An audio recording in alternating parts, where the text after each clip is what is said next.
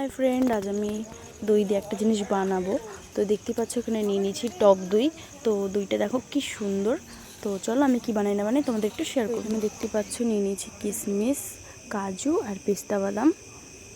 আর এদিকে নিয়ে নিয়েছি বরফ, কারণ বরফটা একদম মাস্ট, বরফটা একটু দরকার, কারণ গরমের মধ্যে ঠান্ডা ঠান্ডা বরফ। তো চলো এবার দেখো এখানে নিয়ে নিয়েছি মিক্সার গ্রাইন্ডার।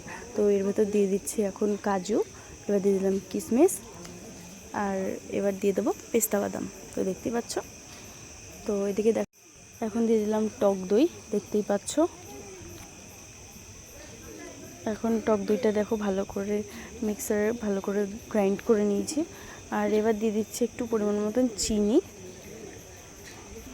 তো চিনি দেওয়া কমপ্লিট। এবার দেখো দিয়ে দিলাম বরফ, আর এবার দিয়ে দিচ্ছে জল, ঠান্ডা জল, দেখতেই পাচ্ছ। আর এদিকে দেখো আমার ঠান্ডা ঠান্ডা লস্যি বানানো কমপ্লিট। তো এখন এটা খাওয়ার পালা। তো দেখো এখানে আমি একটা কাঁচের গ্লাস নিয়ে নিয়েছি, তার মধ্যে আমি লস্যিটাকে ঢেলে নিচ্ছি। এখন দেখতেই পাচ্ছ এর ভেতর দিয়ে দিলাম আমি পেস্তা বাদাম, কাজু বাদাম আর কিশমিশ। তো দেখতেই পাচ্ছ। এখন এটা খেয়ে দেখবো যেটা কেমন হয়েছে। তো গরমের মধ্যে ঠান্ডা ঠান্ডা লস্যি আর কি চাই বলো। তো তোমরা গরমের মধ্যে লস্যি বানিয়ে খেয়ে দেখো, এরকমভাবে প্রচণ্ড টেস্ট হয়। তো ফ্রেন্ড, ভিডিওটা ভালো লাগলে প্লিজ লাইক কমেন্ট শেয়ার করে দিও, আর সাবস্ক্রাইবটা করতে ভুলো না। আর নেক্সট ব্লগে আবার দেখা হবে। তো চলো, টাটা।